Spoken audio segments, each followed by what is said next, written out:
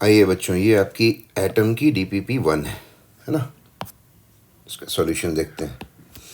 Question number 1, when an alpha particle of 10 mega electron volt collides head on with a copper nucleus z is equal to 29 and is deflected back, the minimum distance of approach between the centers of the two is। तो आपको ये पता है कि ये alpha particle जाता है ना, सामने न्यूक्लियस जिस पे चार्ज प्लस ZE का है, तो ये जिसका इम्पैक्ट पैरामीटर 0 होता है, अल्फा पार्टिकल स्कैटरिंग एक्सपेरिमेंट में अपन ये सीखते हैं, तो ये अपने पाथ पे वापस लौट जाता है। ये डिस्टेंस कहलाती है R मिनिमम। ये आपसे पूछा जा रहा है। तो कंसेप्ट क्या है, यहाँ पर की जो इसकी काइनेटिक एनर्जी है वो वहाँ जाकर पोटेंशियल एनर्जी में बदल जाती है। ठीक है, काइनेटिक एनर्जी आपको दी हुई है। पोटेंशियल एनर्जी कौन सी है ये बेटा, इलेक्ट्रोस्टैटिक्स वाली, इलेक्ट्रोस्टैटिक पोटेंशियल एनर्जी के Q1 Q2 bye R। Q1 है आपका alpha particle plus 2E, Q2 है आपका ZE के Q1 Q2 बाय R, है ना। तो R minimum is equal to value रखते जाइए, 9 इंटू 10⁻9 के की जगह रखा, 2ZE स्क्वायर, 2Z आपका 29 है, E स्क्वायर यानी 1.6 10⁻⁻19 स्क्वायर, और नीचे आपने रख दिया 10 मेगा इलेक्ट्रॉन वोल्ट, 10⁻6, और E जो है, E इलेक्ट्रॉन वोल्ट है ना, ये इसका E आप खोलने के बजाय, यानी अगर खोल दोगे तो ये भी, चलो मैं खोल ही देता हूँ, तो इलेक्ट्रॉन वोल्ट को जूल में रखना है आपको, तो एक्चुअली एक 1.6 10⁻⁻19 ऊपर से कैंसिल हो जाएगा ये। ठीक है, तो अब ये हो गया आपका, नंबर्स को इकट्ठा कर लो, 29 2 9, 9 2 ज़ा 18, 18 इंटू 29, 1.6 का स्क्वायर, सॉरी अब तो एक 1.6 10⁻⁻19 कैंसिल हो गया है, 1.6 ही बचा बस। 10 की पावर्स को इकट्ठा कर लीजिए, ये 10⁻7 हो गया, है ना। ऊपर आपका 10⁻19 है, ठीक है, तो 7 और ये 10⁻19,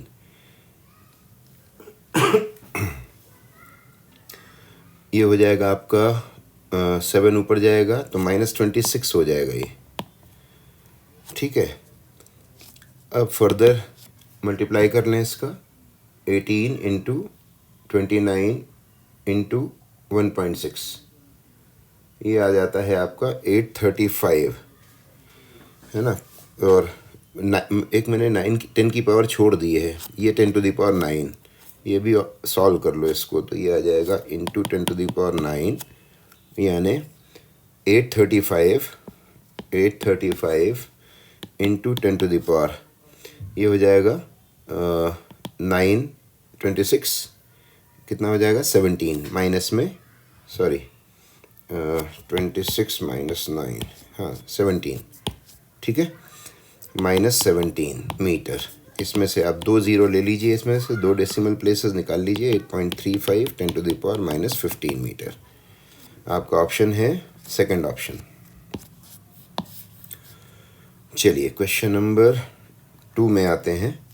क्वेश्चन नंबर 2 है, in Rutherford's experiment the number of alpha particles scattered at an angle 90 degree is 28 per minute, then the number of alpha particles scattered at an angle 60 degree per minute will be।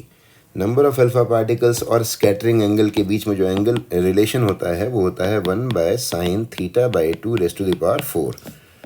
तो n at 90 by n at 60 is equal to 90 वाला department नीचे रखिए, तो sign 90/2 और यहाँ ऊपर sign 60/2 और इसकी पावर 4 करिए।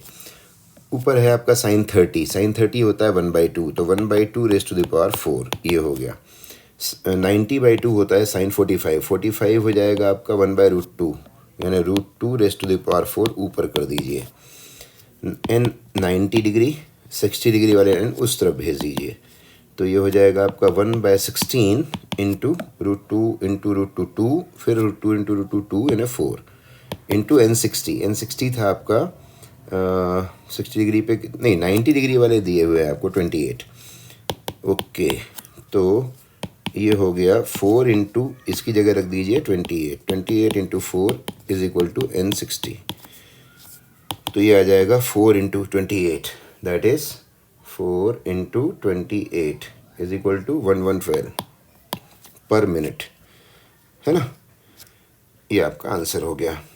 Question number 3, a beam of fast moving alpha particles was directed towards a thin film of gold. Alpha particle scattering experiment का ही क्वेश्चन है। A dash B dash C dash are transmitted and reflected beams. A, B, C are the beam are shown in the adjoining diagram corresponding, ठीक है। The number of alpha particles in, सबसे ज़्यादा कौन से alpha particles की संख्या होगी। ये वाला जो अल्फा पार्टिकल है ये सीधे गया हुआ है ना, स्ट्रेट, इन्हीं की संख्या सबसे ज़्यादा होती है। तो ए डैश विल बी मैक्सिमम, और जो अपने पाथ पर वापस आता है ना, ये अलग अलग लाइन दिखाई गई है, वो सिर्फ इसलिए जिससे आप समझ सकें, कोई दिक्कत नहीं है। ये इसमें दिख रहा है कि अपने पाथ पर वापस आया हुआ है। बी डैश है कॉरस्पॉन्डिंग पार्टिकल, यानी बी सबसे कम होता है, ठीक है। Option 2 is correct. Question number 4 है। According to Bohr's model, Bohr's theory, the radius of electron in an orbit described by principal quantum number n and z is proportional to. Radius का relation आपको याद होना चाहिए बेटा। Radius का formula आपको याद कराया है ना हमने क्लास में, n² बाय, मतलब सीधे रिलेशन ही आपको याद हो जाना चाहिए। ये कम से कम ये तो ना भूलें आप, पूरा रिलेशन ना भी याद हो तो n² बाय z होता है, नहीं तो बार बार डिराइव करना पड़ेगा जैसे क्लास में सिखाया था। क्वेश्चन नंबर 5 है, Rutherford alpha particle scattering experiment में what will be the correct angle of scattering for impact parameter 0। जो अल्फा पार्टिकल अपने पाथ पर वापस आता है उसका इम्पैक्ट पैरामीटर 0 होता है, यानी वो एंगल कितने पे आता है स्कैटर होके, 180 डिग्री पर। Answer is first option. Question number 6 है, suppose an electron is attracted towards the origin by a force k/r, यानी इलेक्ट्रॉन पे लगने वाला जो फोर्स है वो उसने चेंज कर दिया। कूलम्ब्स लॉ में तो k(q1q2/r² होता है। मैंने क्लास में आपको बताया था कि वो ऐसी वैरायटी एक होती है जिसमें फोर्स को चेंज कर देता है वो। आपको कुछ नहीं करना होता, ये जो फोर्स है आपको k/r से दिया है, ये फोर्स कैसा भी होगा इसको सेंटीपिटल फोर्स देना होगा। तो mv²/r is equal to k/r। यहाँ से आपने ये देखा कि r कैंसिल हो गया और v के सामने आ गया √k/m। √k/m यानी कांस्टेंट, यानी v आपका n पर डिपेंड नहीं कर रहा है, ठीक है। v प्रिंसिपल क्वांटम नंबर पे डिपेंड नहीं कर रहा है, ठीक है, ओके। अब दूसरा रिलेशन होता है जो बोर्स मॉडल के नाम से लगता है, वो है mvr is equal to nh/2π। इसी में प्रिंसिपल क्वांटम नंबर की एंट्री होती है। तो v तो आपका n पे डिपेंड कर नहीं रहा, बाकी सब कॉन्स्टेंट्स हैं, तो रेडियस प्रोपोर्शनल टू n हो गई। तो radius is proportional to n। इस हाइपोथेटिकल एटम में जिसमें फोर्स चेंज हुआ है उसमें ये रिलेशन आपको मिल गया v और r के। अब आप कुछ भी बता सकते हैं। अगर उसने पूछा हुआ है रेडियस अगर पूछी है तो रेडियस n के डायरेक्टली प्रोपोर्शनल आ चुकी है, तो radius is proportional to n। एक आंसर तो ये हो गया। t से उसने काइनेटिक एनर्जी को डिनोट किया हुआ है, तो काइनेटिक एनर्जी जो होगी nth ऑर्बिट में that will be equal to half mv², और v n पे डिपेंड नहीं कर रहा है, इसलिए काइनेटिक एनर्जी भी n पर डिपेंड नहीं करेगी, ठीक है। तो kinetic energy is independent of n and radius is proportional to n। Second option is correct. Question number 7 में आते हैं, in a Rutherford scattering experiment when a projectile of charge z, projectile यानी जिसको आप फायर कर रहे हो, उस पर चार्ज है +z1, ठीक है, और मास उसका m1 है, और अप्रोचेज अ टारगेट, एक दूसरे जो जिसके ऊपर बम्बार्ड कर रहे हो जो टारगेट है आपका, उस पर चार्ज है z2, उसका मास है m2। The distance of closest approach, ये यहाँ तक जहाँ तक लौट जाएगा और फिर लौट जाएगा, ये डिस्टेंस जो है आपकी r मिनिमम, ये कैसे डिपेंड करेगी वो आपको बताना है। तो वंस अगेन यहाँ पर क्या करना होता है, काइनेटिक एनर्जी जो है आपकी इसमें डिस्टेंस ऑफ ये दिया हुआ है, सॉरी r0, एनर्जी पूछा हुआ है इस पार्टिकल की जो प्रोजेक्टाइल है, तो let the kinetic energy is k, है ना, इसकी काइनेटिक एनर्जी ये है, यही जाके वहाँ पोटेंशियल एनर्जी में बदल जाती है। k q1q2/r, q1 z1 है, q2 z2 है, बाय r आपका r0 है। तो काइनेटिक एनर्जी जो है वो डायरेक्टली प्रोपोर्शनल है Z1 Z2 के। समझ आया? Answer is 1। क्वेश्चन नंबर 8 में आते हैं। The radius of bourse first orbit is A0, यानी A0 आपका जो आपको कैलकुलेशन भी एक याद कराई थी 0.529 यानी 0.53 n² बाय z का फॉर्मूला आपको याद कराया था, n² बाय z एंगस्ट्रॉम। इसमें से यानी ये बोल सकते हैं कि n और z हाइट दोनों को 1 मान लेंगे तो उसको फर्स्ट बोर ऑर्बिट कहते हैं। तो ये हटा दें अगर, तो ये आपकी A0 दिया, A0 उसने इसको बताया हुआ है। अब nth ऑर्बिट में जो इलेक्ट्रॉन होगा हाइड्रोजन एटम में उसकी रेडियस क्या होगी? तो रेडियस अभी अभी मैंने लिखा था ना कि इसमें n² बाय z आपने हटा दिया। अब z की जगह हाइड्रोजन एटम में तो 1 ही होता है, ठीक है। n² आप इंटू कर लेंगे तो n² इंटू 0.53 एंगस्ट्रॉम यानी A0, ये उस ऑर्बिट की रेडियस आ जाएगी। थर्ड ऑप्शन सही है, ठीक है। Check the correctness of the following statements about Bohr's model. The acceleration of the electron in n is equal to 2 is more than n is equal to 1. पहला statement check करना है आपको। Acceleration in n is equal to 2 is greater than n is equal to 1, ये बोला जा रहा है। चलिए, एक्सेलरेशन होता है centripetal v² bye r, v में आता है z बाय n, है ना, इसका स्क्वायर बाय r आपका n² बाय z, ठीक है, ये हो जाएगा आपका। और हाइड्रोजन एटम में काम कर रहे हो तो z को छोड़ ही दीजिए, आप z की कल्प छोड़ दीजिए। अब ये हो गया 1/n⁴। इसका मतलब है कि एक्सेलेरेशन जो है वो n⁴ के इन्वर्सली है। तो जो n ज़्यादा होगा तो एक्सेलेरेशन कम होगा बेटा, इसलिए ये गलत है। n यहाँ ज़्यादा है और बोल रहा है कि ज़्यादा है एक्सेलेरेशन, ये गलत है। चलिए फर्स्ट छोड़ दीजिए, सेकेंड को चेक करते हैं। The angular momentum of electron in n is equal to 2 orbitals more, ये बिल्कुल सही है। एंगुलर मोमेंटम सिर्फ n पे ही डिपेंड करता है, n is equal to nh/2π। तो n जहाँ 2 रखोगे, है ना, वहाँ ज़्यादा आएगा एंगुलर मोमेंटम 1 रखने के कंपैरिजन में, ये ठीक है। तीसरा है kinetic energy of electron in n is equal to 2 orbit is less than n is equal to 1 orbit. Kinetic energy को चेक करने का मैंने तरीका क्या बताया था कि जैसे जैसे आप हायर ऑर्बिट में जाते हैं, आप n इज इक्वल टू 2 में जा रहे हैं, तो आपकी टोटल एनर्जी जो है वो बढ़ेगी, है ना। बाइंडिंग कमज़ोर होती है दूर जाने पर, है ना। तो टोटल एनर्जी जो है आपकी n इज इक्वल टू 2 में वो ज़्यादा होगी टोटल एनर्जी 1 के। अब टोटल एनर्जी नेगेटिव होती है, तो ये अगर कहीं बढ़ रही होती है तो काइनेटिक एनर्जी को श्योरली कम होना पड़ेगा। क्यों? वो ये पॉजिटिव में होती है। ऐसे ट्रिकी तरीके से आपको बताया गया था, कैसे, ठीक, फॉर्मूला लगाने की ज़रूरत नहीं, सीधे ऐसे बोल देना। तो 2 वाले ऑर्बिट में कम होगी 1 वाले ऑर्बिट से, ये भी ठीक है। अब आए आप अगले स्टेटमेंट को चेक करने, नहीं 3 ही स्टेटमेंट थे, तो 2 और 3 आर करेक्ट, ये आपका ऑप्शन सही है। चलिए क्वेश्चन नंबर 10 में आते हैं। क्वेश्चन नंबर 10 है आपका, when a hydrogen atom is raised from the ground state to 5th state.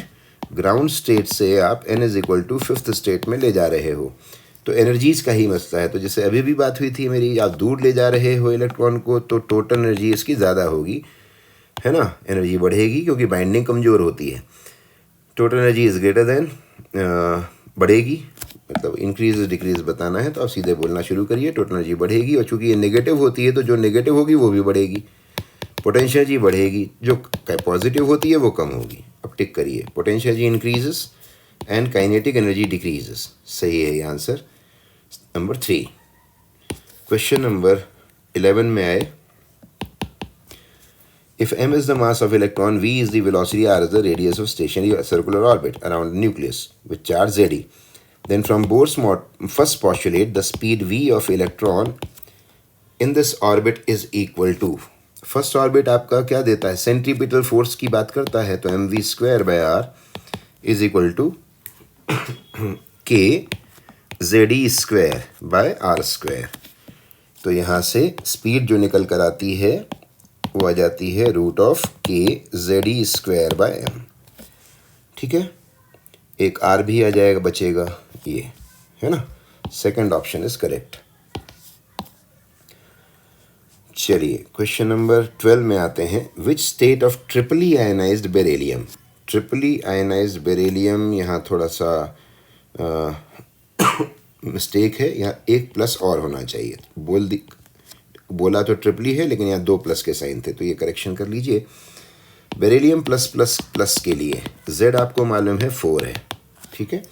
Has the same orbital radius as that of the ground state of hydrogen, यानी hydrogen की जो ground state की radius है जिसको अपन R0 कहते हैं, that is 0.53 N होती है। वैसे तो आपकी R ऑफ nth ऑर्बिट में 0.53 एंगस्ट्रॉम में n²/z होती है, ठीक है। उसने ये बोला है कि इस बेरिलियम वाले एटम में ये जो उसके किसी ऑर्बिट की जो रेडियस है वो इसके बराबर है, हाइड्रोजन के बराबर है।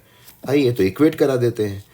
तो 0.53 is equal to 0.53 n²/4। z तो मालूम है ना इसका बेरिलियम का, वो रख दीजिए, यानी n² is equal to 4 means n is equal to 2, यानी बेरिलियम के सेकेंड स्टेशनरी ऑर्बिट की जो रेडियस है वो हाइड्रोजन एटम के ग्राउंड स्टेट की बराबर है, ठीक है। Second option is correct. Question number 13, which the following statements is true regarding Bohr's model of hydrogen atom. Orbiting speed of electron decreases at is goes to discrete orbits away from nucleus, यानी nucleus से अगर आप दूर जा रहे हो, ऊपर के हायर ऑर्बिट में, तो स्पीड कम होती है। पहला ये बोल रहा है स्पीड कम होती है, सही बात है, क्योंकि काइनेटिक एनर्जी कम होती जाती है। ऊपर जाने पे टोटल एनर्जी बढ़ती है, पोटेंशियल एनर्जी बढ़ती है, काइनेटिक एनर्जी कम होती है, यानी स्पीड कम होती है, सही है। Ratio of allowed orbits of electrons are proportional to the principal quantum number radius, ये गलत है। क्यों? रेडियस प्रिंसिपल क्वांटम नंबर के प्रोपोर्शनल नहीं होता, बल्कि n² के प्रोपोर्शनल होता है, ये गलत है। Frequency with which the electron orbits around the nucleus in discrete orbits is inversely proportional to the cube of principal quantum number। तीसरा ऑप्शन ये बोल रहा है कि फ्रीक्वेंसी जो सर्कुलर मोशन की है वो cube of principal quantum number के इन्वर्सली प्रोपोर्शनल है। आइए चेक करते हैं। तो आप सर्कुलर मोशन में पहले टाइम पीरियड का फॉर्मूला उठाएंगे 2πr/v, यानी ये प्रोपोर्शन हुआ r/v के, r यानी n²/z, v यानी z/n। यहाँ से आ जाएगा आपका, और z को छोड़ दीजिए क्योंकि आपका हाइड्रोजन एटम में का काम है, तो 1 हो जाएगा वो n³। टाइम पीरियड n³ के प्रोपोर्शन है, इसका मतलब है कि frequency will be proportion to 1/n³। ये सही है, तो थर्ड आपका सही है। अब आइए फोर्थ को भी चेक कर लेते हैं। तो फोर्थ ऑप्शन में binding force with which the electron is bound to the nucleus increases as it shifts to, ना, बाउंडिंग फोर्स कमज़ोर होता है, इंक्रीज नहीं होता, ये गलत है। तो सही हो गए 1 और 3, first option is correct. Question number आपका 14 आ गया। 14 में the diagram shows the path of alpha particles 4 alpha particles हैं ये, विथ सेम एनर्जी, है ना, being scattered by the nucleus of an atom. Which of these 4 paths is not physically possible? चलिए check करते हैं। ये जो पार्टिकल है आपका न्यूक्लियस, ये न्यूक्लियस है आपका, है ना यहाँ। अब न्यूक्लियस से जो इतना दूर से जा रहा है वो ऐसे जा रहा है, उससे करीब आया न्यूक्लियस के, ये न्यूक्लियस के पास आ गया, तो ये थोड़ा ज़्यादा एंगल पे स्कैटर हो गया, वो थोड़ा कम एंगल पे स्कैटर हुआ था, ये सही चल रहा है। लेकिन ये जो पार्टिकल है ये न्यूक्लियस के सीधे में आ रहा है, और वो अपने पाथ पर लौटने के बजाय 90, मतलब ये थोड़ा सा इस पार्टिकल को थोड़ा नीचे इधर होना चाहिए, है ना। चलिए फिर से मैं रिपीट करता हूँ। देखिए क्या है कि ये न्यूक्लियस है ना। अब यहाँ डॉट डॉट डॉट करके तो नहीं दिखाया है कि बिल्कुल सीधे में ही आ रहा है, तो इसका मतलब है कि ठीक है, ये वाला सही है क्योंकि ये 90 से कम एंगल पे स्कैटर हो रहा है, दूर जा रहा, न्यूक्लियस से दूर है। दूसरा वाला जो है वो पास में से आया न्यूक्लियस के, ये 90 से कम के एंगल पे स्कैटर हो गया, लेकिन इसका एंगल ये ऐसा बढ़ गया। ये और करीब है न्यूक्लियस के, ये 90 से ज़्यादा के एंगल पर मुड़ गया है ना, वापस एक तरीके से चला गया इधर की ओर, सही चल रहा है ये वाला पार्टिकल जो न्यूक्लियस से दूर हो गया है उसके बाद भी ये इधर की ओर मुड़ रहा है, ये गलत है ना। इसको इधर की ओर जाना चाहिए, यानी फोर्थ ऑप्शन आपका ये इनकरेक्ट है, यानी चौथा वाला जो पाथ है वो इनकरेक्ट है। 15th क्वेश्चन में, in a hypothetical Bohr's hydrogen atom the mass of electron is doubled mass आप इलेक्ट्रॉन का, हाइपोथेटिकल एटम है बेटा, है ना, तो मास आप डबल कर रहे हो. The energy E naught and radius R naught, energy E naught and radius R naught, ये दो चीज़ें आपको फर्स्ट बोर ऑर्बिट की पूछी गई है कि वो कितनी हो जाएगी. तो एनर्जी का फार्मूला आपको याद कराया था हमने बेटा. एनर्जी का फार्मूला ये था, E is equal to -2π² mk² z² e⁻⁴ by n² h². ये रहा बेटा मास, ये है ना. अब यहाँ मास की जगह पहले इलेक्ट्रॉन का मास था, अब कोई हाइपोथेटिकल एटम है जिसमें यहाँ पर आपको 2m वाला पार्टिकल रखना है. तो अगर यहाँ 2 रख दोगे तो एनर्जी आपकी 2 टाइम्स हो जाएगी. तो जो हाइड्रोजन एटम में होती थी कितनी होती थी, -13.6 इलेक्ट्रॉन वोल्ट. तो अब जो एनर्जी होगी वहाँ पर वो कितनी हो जाएगी, -13.6 का ये m का 2 एक्स्ट्रा आ जाएगा, यानी -27.2 इलेक्ट्रॉन वोल्ट. ऐसे ही रेडियस का फार्मूला उठाइए. रेडियस के फार्मूले में क्या आता था, रेडियस का फार्मूला होता है n² h² बाय 4π², m नीचे आता है, मैं पूरा फार्मूला नहीं लिख रहा हूँ, mk/z² है ना, ये यहाँ नीचे आता है m. तो रेडियस आपके मास के इन्वर्सली प्रोपोर्शन है, यहाँ 2 रखोगे तो रेडियस आपकी हाफ हो जाएगी, तो r' will be equal to r/2 हो जाएगा, है ना, r/2 हो जाएगा. यानी उसकी अगर a0 थी तो इसकी a0/2 हो जाएगी. तो 27.2 और a0/2 ये सही है.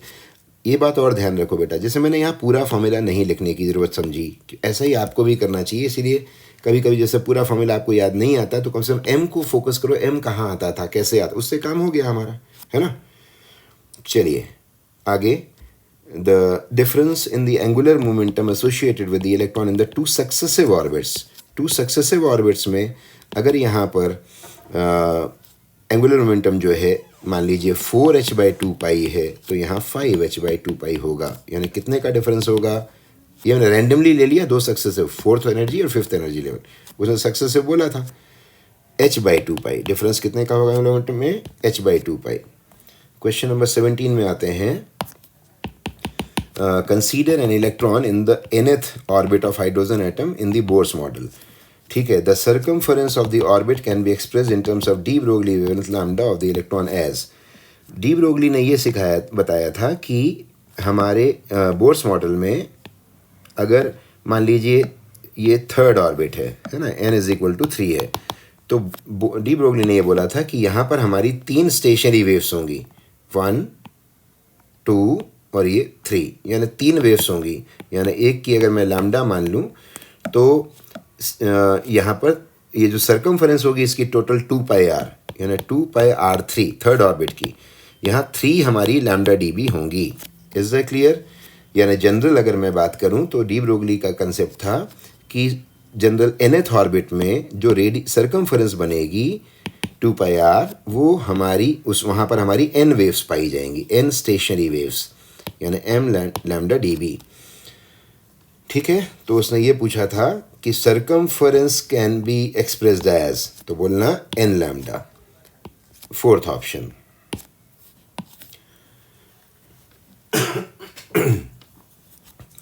चलिए ये आपका क्वेश्चन आया 18th. The angular momentum of an electron in a hydrogen atom is proportional to. Angular momentum की रेडियस पे डिपेंडेंस मांगी है, देखिए उसने. तो एंगुलर मोमेंटम की रेडियस पे डिपेंड कैसे निकालोगे, L डिपेंड करता है n पर, nh/2π. ठीक है. अब रेडियस डिपेंड करती है n²/z पर. z को छोड़ दीजिए, हाइड्रोजन एटम की बात हो रही है, तो n² पर यहाँ से n को एलिमिनेट करा देना. क्या कर देना, n को, तो l का r के साथ रिलेशन आ जाएगा. L is proportional to n. n की जगह पे मैं क्या रख सकता हूँ, √r. क्या लिख सकता हूँ n के सामने, √r. तो L डिपेंड करेगा रेडियस पर, ऐसे. ठीक है. Question number 19. What will be the angular momentum in 4th orbit if L is the angular momentum of electron in the first excited state? Excited state first, आपको मालूम है ये वाली है, ये ग्राउंड स्टेट है, ये फर्स्ट एक्साइटेड. यहाँ पर के एंगुलर मोमेंटम को उसने L बोला हुआ है, यानी L एक्चुअली 2h/2π है हमारे हिसाब से, क्योंकि यहाँ होता है h/2π ग्राउंड स्टेट में. तो उस 2h/2π को उसने L बोला हुआ है. अब आपसे बोल रहा है फोर्थ ऑर्बिट में कितना होगा, यानी यहाँ पर। तो हमारे हिसाब से यहाँ कितना होगा, 4h/2π, ठीक है। तो 4h/2π, अब उसने जो L बोला हुआ है जिसको, वो है 2h/2π को, है ना। तो या h/π की वैल्यू यहाँ से ऊपर डाल दो, तो 4/2 यानी ये हो गया 4/2 यानी 2, और h/π की जगह आपका आ गया L, 2L। तो फोर्थ ऑर्बिट में आपका 2L होगा इसके अनुसार। इसने फर्स्ट एक्साइटेड स्टेट में L बोला हुआ है। आया समझ में। Question number 20। इस क्वेश्चन में एनर्जी और Jn, ये आपका एंगुलर मोमेंटम है और ये एनर्जी है, यानी En आपकी एनर्जी है, टोटल एनर्जी, और Jn आपको बोला गया है एंगुलर मोमेंटम, ठीक है। अब आपसे बोला गया है कि ये nth अलाउड ऑर्बिट में ये दोनों के बीच में रिलेशन क्या है। तो फिर वैसा ही काम करो बेटा, आप दोनों को n में जानते हैं। En जो है माइनस में होती है, लेकिन यहाँ मॉड लगे हुए हैं, यानी मॉड में बोलेंगे तो आपको एनर्जी का फॉर्मूला याद होगा, है ना, -2π² mk² z² e⁴/n²h², यानी इसमें नीचे n² आएगा। एंगुलर मोमेंटम की जहाँ तक बात है L, वो nh/2π होता है, nh/2π, यानी उसमें n आता है।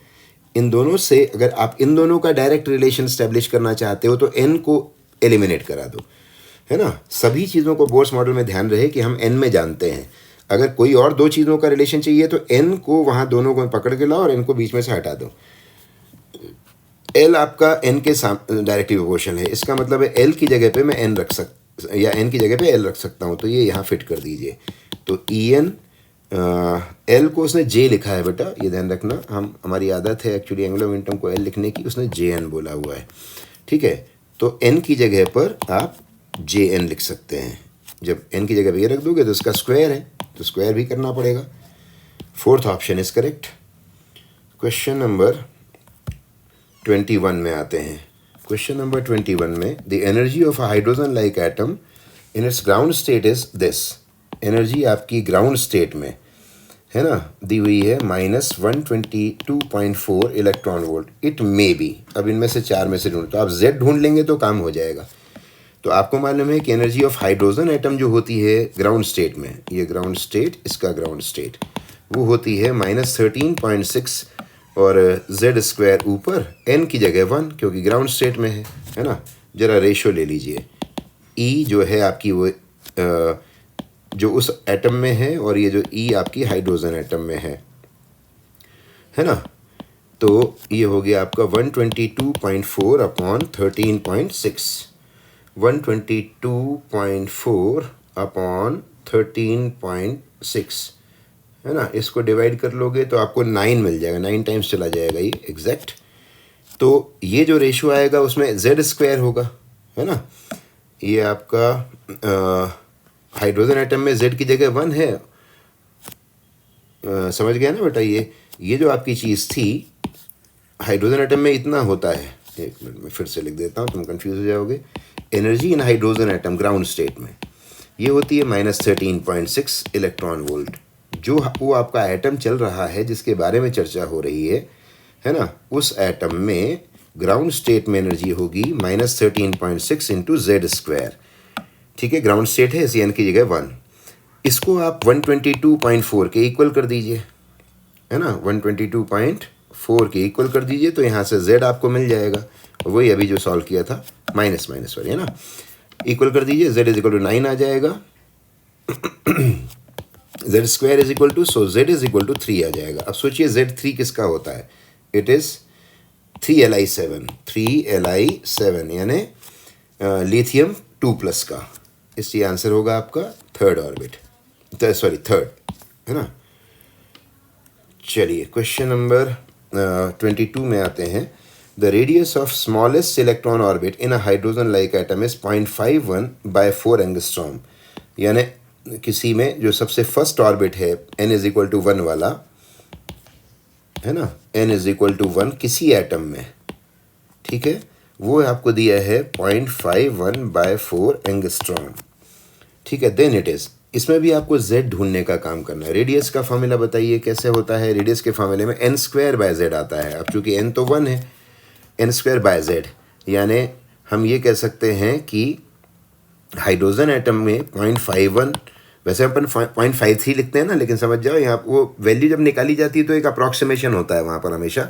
तो कभी 0.51 मिल गया है उसके तो वही लेके काम करना। 0.51 n स्क्वायर बाय z होता है ना रेडियस में, n square by z, n आपका 1 हो चुका है, z बस एक्स्ट्रा लिखो। 0.1 बाय z एंगस्ट्रॉम उस एटम में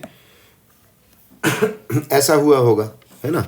तो z इज इक्वल टू कितना मिल गया आपको, ये सब कैंसिल हो गया, z इज इक्वल टू 4 मिल गया।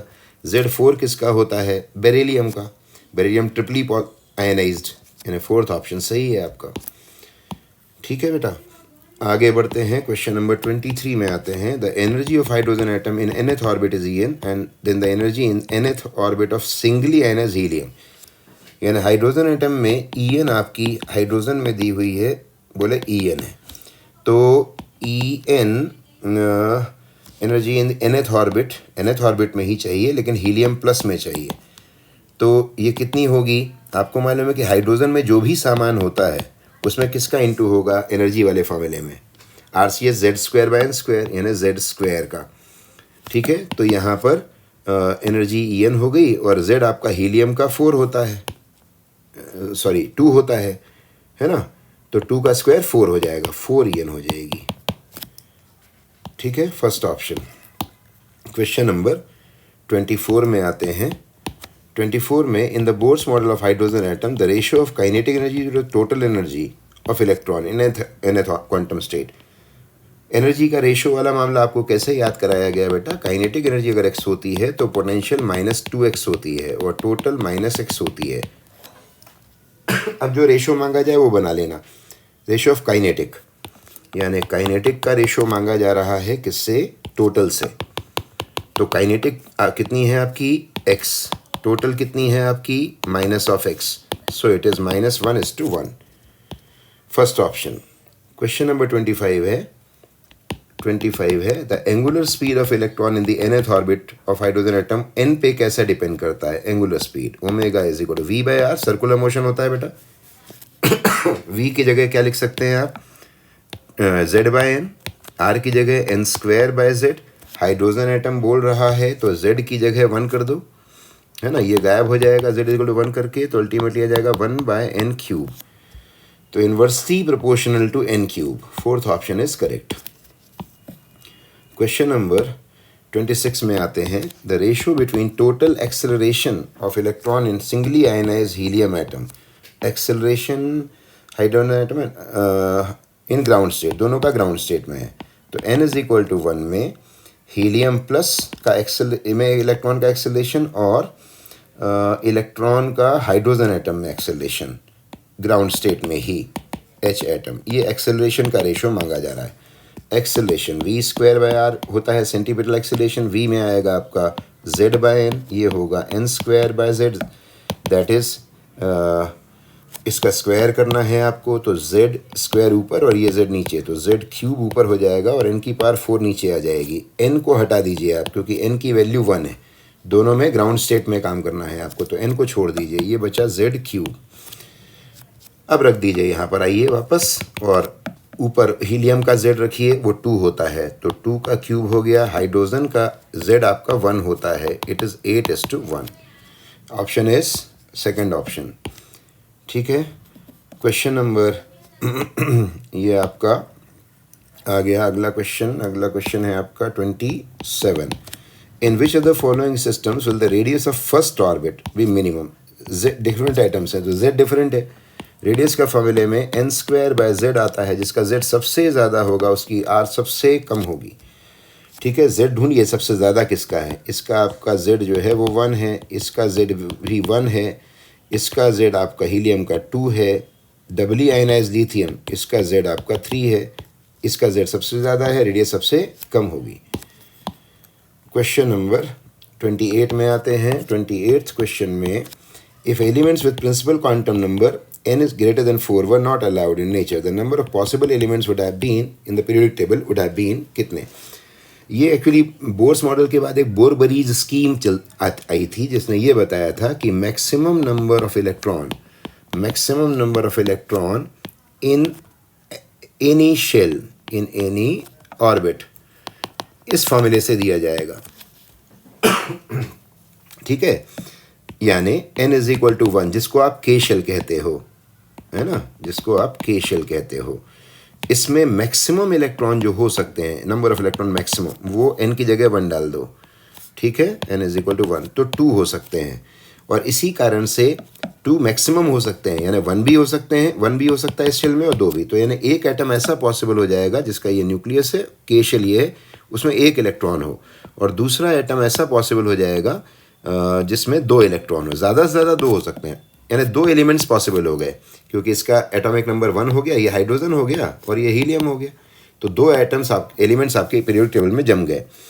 अगला ऑर्बिट उठाइए, n इज इक्वल टू 2, उसमें आपका n मैक्सिमम जो हो जाएगा, n की जगह इसमें 2 डालोगे इस बार, तो 8 आ जाएगा। इसका मतलब ये हुआ कि वो सेकेंड शेल में, यानी वो शेल ये होगी जिसमें के शेल तो पूरी फिल्ड ही होगी, तभी एल शेल भरना शुरू होगी। तो एल में ये एल शेल है जिसमें 1 हो सकता है, इसी तरीके से एल शेल में आपके 2 इलेक्ट्रॉन हो सकते हैं, डॉट डॉट डॉट, ये 3 हो सकते हैं, 4 हो सकते हैं, 5 हो सकते हैं, 6 हो सकते हैं, 7 हो सकते हैं, और एक एलिमेंट ऐसा भी होगा जिसमें 8 इलेक्ट्रॉन हो सकते हैं, किसमें, एल शेल में, ये वाले शेल की बात, 1 2 3 4 5 6 7 8। ठीक है, और जितने तरीक़ों से इलेक्ट्रॉनों का अरेंजमेंट चल रहा है वही तो एलिमेंट्स भी पॉसिबल होते जा रहे हैं। तो ये कितने एलिमेंट्स नए बन गए, 1 2 3 4 5 6 7 8, यानी ये जो नंबर है यही नंबर एक्चुअली नए नए एलिमेंट्स को डेवलप करता जा रहा है और वो पीरियोडिक टेबल में बैठते जा रहे हैं। ये लिथियम है, ये बेरिलियम है, ऐसे। ठीक है, तो अब हम ये काम करें कि अब n को बस निकालते जाएं। n इज इक्वल टू 3 में देखिए कि n मैक्सिमम कितना है, n मैक्सिमम 3 रखोगे, n की जगह 3 स्क्वायर 9 टू द 18, फिर n की जगह 4 रखोगे तो n मैक्सिमम कितना मिलेगा, 4 4 32। और अभी मैं सिखा चुका हूँ कि ये नंबर जो आ रहा है उतने ही एलिमेंट्स बनते जा रहे हैं। तो अब देखिए पीरियोडिक टेबल में कितने एलिमेंट्स होंगे, ये 2 + 8, 2 + 8 10, और ये 32 8 40 प्लस 50 है ना, 50 और वो 10, टोटल मिला के ये सारे नंबर्स का टोटल कितना हुआ, 60, है ना। इतने एलिमेंट्स होंगे पीरियोडिक टेबल में, अगर n इज इक्वल टू 4 तक का ही प्रिंसिपल क्वांटम नंबर अलाउड होता, है ना। मैंने n इज इक्वल टू 5 नहीं रखा क्योंकि उसने बोला है क्वेश्चन में कि 4 से ज़्यादा अलाउड ही नहीं है, तो पीरियोडिक टेबल में 60 एलिमेंट्स होते। Is that clear?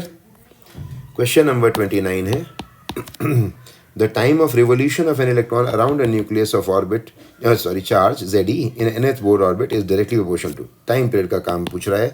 Time period होता है 2πr/v, प्रोपोर्शनल r के v के, ऐसे r में n² आएगा, इसमें z/n आएगा, तो अल्टीमेटली डिपेंडेंस बनेगी n³/z²। Second option is correct.